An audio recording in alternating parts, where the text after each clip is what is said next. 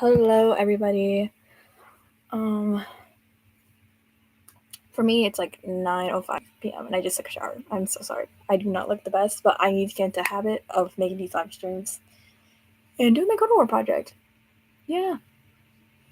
I've been lazy. I know I told you guys I would do another episode last week, but yeah, as you can tell, it's the week after. Happy Wednesday. Happy Wednesday.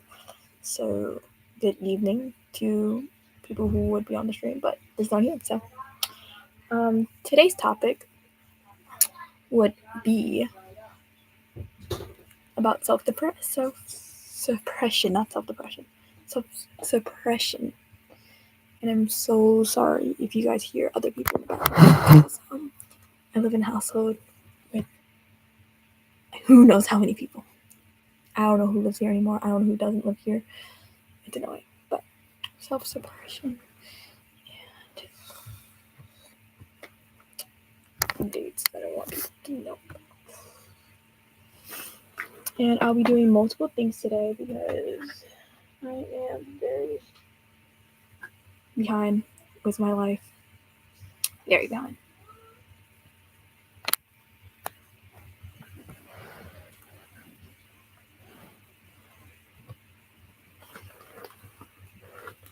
Okay, there we go. That's better. Okay, self-suppression is basically when you hide it, you don't let yourself out, basically. Or that's what I think. I don't know. I'm still learning more about myself, my own suppression of myself, because I didn't really let myself be me until like 5th grade.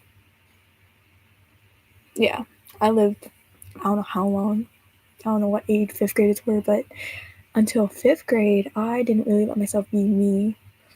I did what I thought my parents would love for me to do. It wasn't great. I'm still kind of doing it to this day, honestly.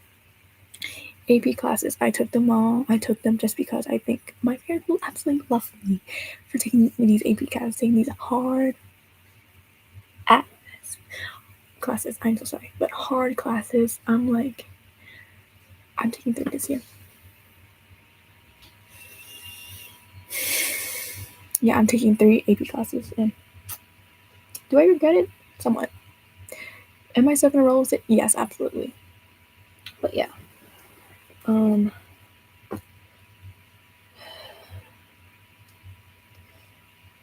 Yeah, I'm a very big people pleaser, and that'll be another topic explained on another day. But that's a side effect of my self-suppression. I became a very big people pleaser, a very big helper in some ways to others, but for me, I see it as people pleasing. But I don't know. I think it just became a personality, a part of my personality at this point, because I do enjoy helping people.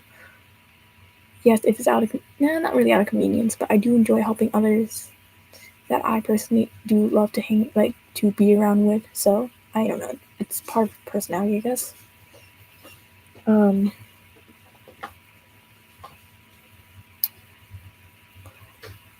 I had a whole doc. Just hold up.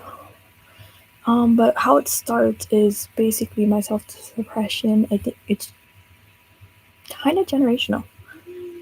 I know, sad.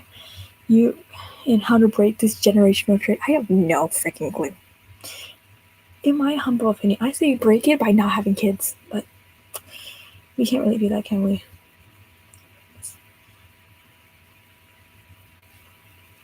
Not that.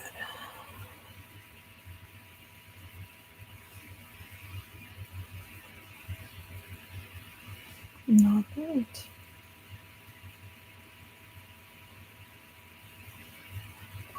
Here it is. Yeah, I have a whole Google Doc for this because I am a high schooler who is basically, this is a part-time job. I know. Will this go anywhere? I have no freaking clue. We'll find out. Either way, it might be cultural, meaning that it's generational. And depending on, well, for us, it's definitely going to be second generation people. If they live out of country and that means they are not caught up in the 21st century.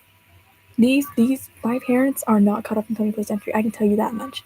My mom does not understand that that her ideals do not follow the 21st century. Like, honestly, like, I feel like she lives in the 90s. Like, her ideals would 100% live with the 90s or some other generation. Like, I don't know, our family has a thing with the LGBTQ community. We're not haters, it's just,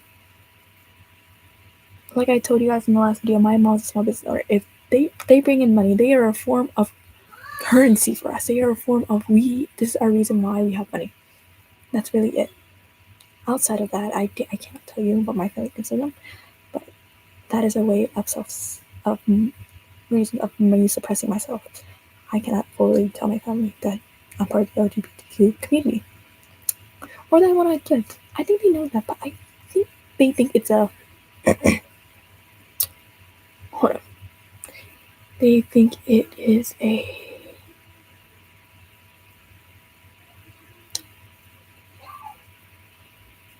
phase. A phase. I'm so out of it today. Probably because the 9. It's not old. I need something these jokes. Either way, yeah. Or it could be part of the environment that you live in, because that's also another reason why I suppress myself a lot. It's because of my environment. These people are toxic as heck. And I live with that. It's my little safety corner. My room is my 100% safety corner. Like, they know not to come in here when I'm here. They know when to.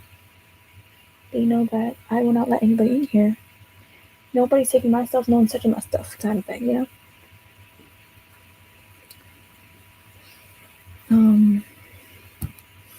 So yeah, and like, I didn't really fully let myself be the nerd that I am because of this until 5th grade.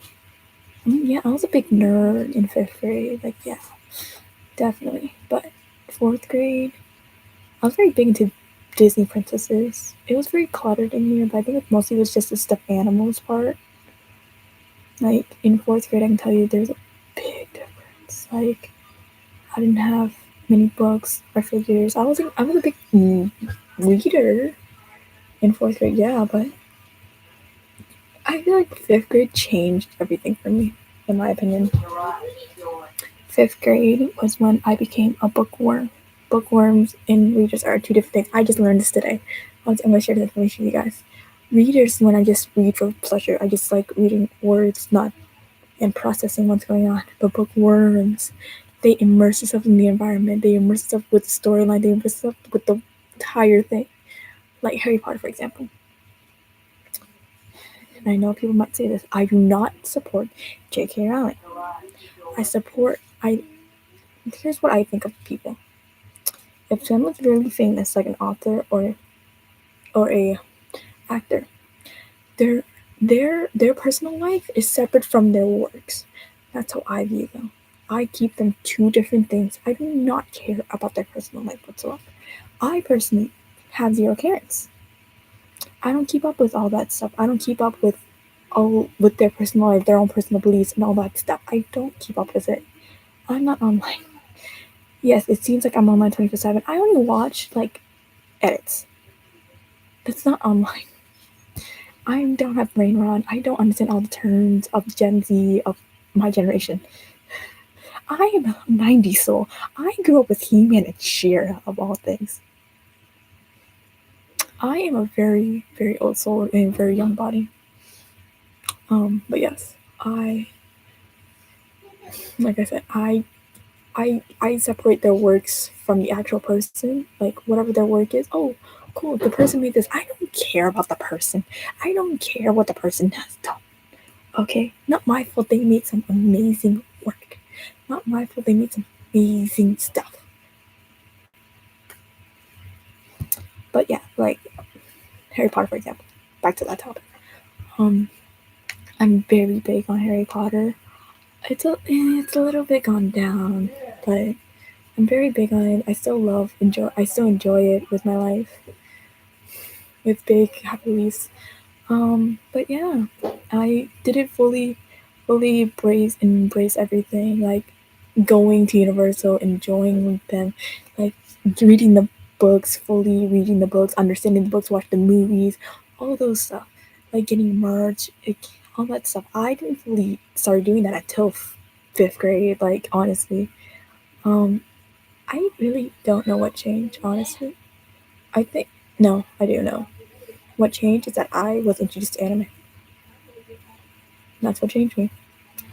Anime introduced me to my nerdiness, my introduction to my very crowded life. Um, yeah. But what suppressed me is that I was taught discipline by my family. I was taught to not talk back, to not raise my voice. Um, because raising my voice means even in like voices of excitement, voices of oh my gosh, oh my gosh, oh my gosh, oh my gosh, those type of things.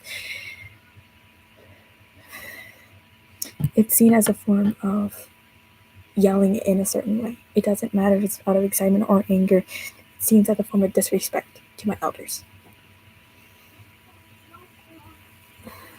And suppressing oneself, it doesn't just go from my hobbies, my interests. It goes from actually mentally too. Because I mentally, I have never told a lot of people about my living life, my what people are like my household. I don't think I never thought more of anything in my life more than just school. Honestly, all even so now, my entire livelihood is in school. My entire livelihood is around school and involves school. I I just know how to live my life because of school. Like just to embrace school as the whole thing. I live and breathe school because of my parents and and what I mean by live and breathe school, all I care about is my grades. All I care about, all my worries, all my troubles, all everything involves school because I want to do what's what I want to do what I think my parents would like me to do, and that's I think suppressing who I am. Like I can't tell people what I feel like 24/7. I can't tell people what I feel like, what well not what I feel like, but what my life is like without getting school involved. Like yeah, school like my life sounds hectic outside of it, but honestly, if school wasn't in the picture, I think my life would be a lot more boring.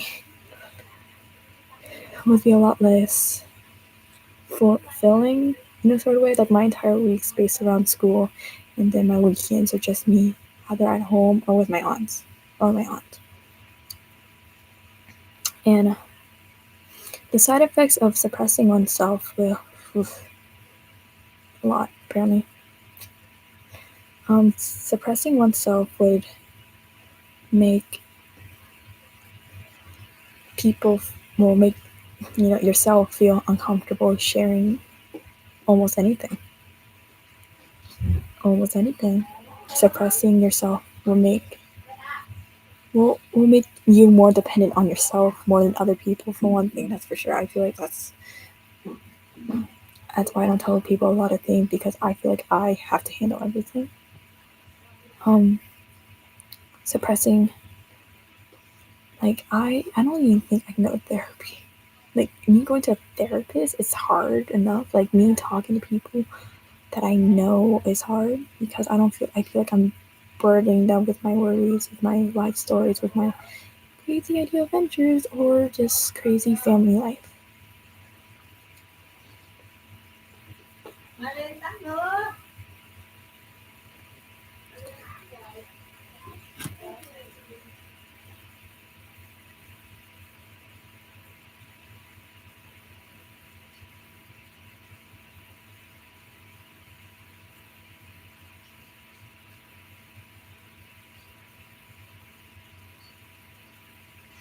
Okay, sorry. I'm just making sure that my video is doing good.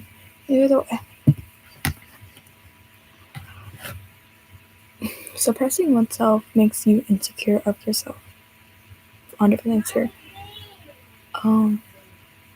Suppressing myself makes me overthink everything, oversay a lot of things. Like I know for a fact I talk too much. I know for a fact that I feel like that I have to talk more to make people understand, to talk more, to make people see my point of view, to talk more.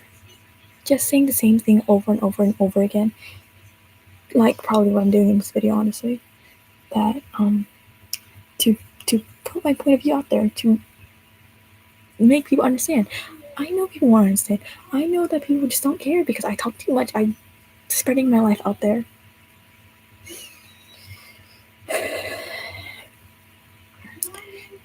Other symptoms, anxiety, lots of anxiety, like feeling tense 24/7, not being able to sit still in any occasion, especially with people who, or things that cause, like that, yeah, that like a cause or like a trigger sort of way. But that might be just me and or it might be ADHD. I don't know. Not be able to make decisions. Well, I can't make decisions.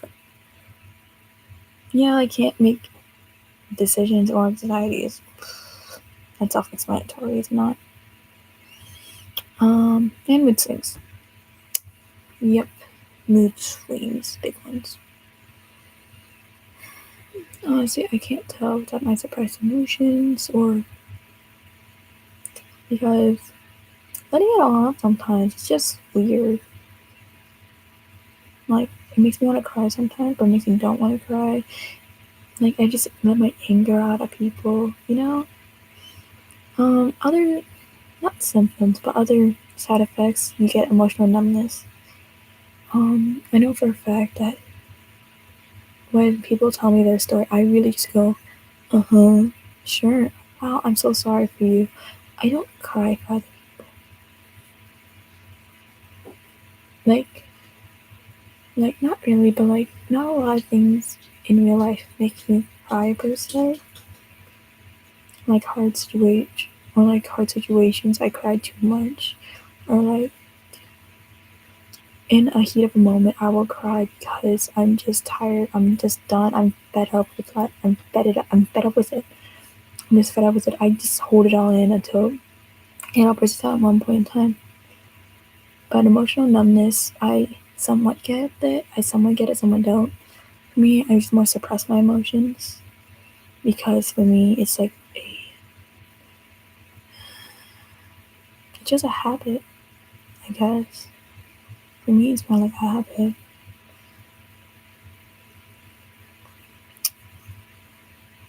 Well, except for movies. Movies do make me cry a lot. Yeah, like emotional, and then emotional numbness is just really weird topic for me because for me it's like a switch. It kind of turns on and off depending on the situation. Like I can be extremely cold to other people because I'm just done, fed up with them, and that's like my emotional numbness per se.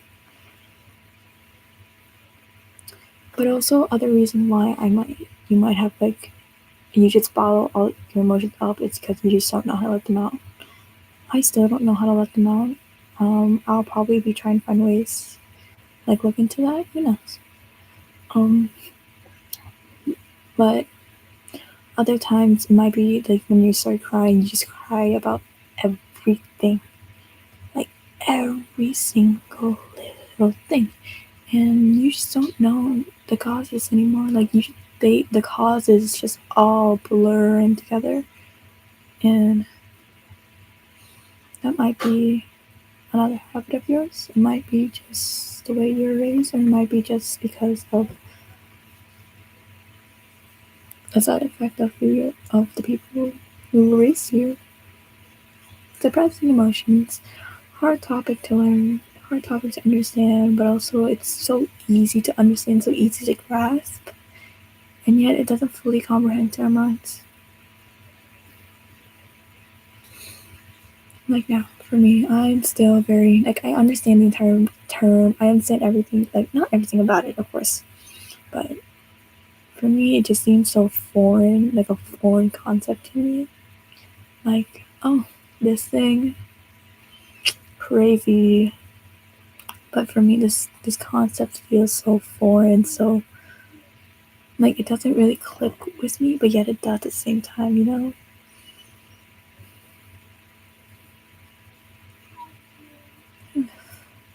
Well, I think I'm actually very talked out, worded out. Yeah. So that'll be the end for this episode. See you guys. Oh, I'll be having weekly episodes. I'll try to do at least every Wednesday, but we will see. I am sorry if you guys can't hear my voice in this episode. But thank you so much for. Hopefully, you guys somebody comes watch this video. Yeah, that's it. And have a good day, good evening, good morning, good afternoon, and a good night to you guys.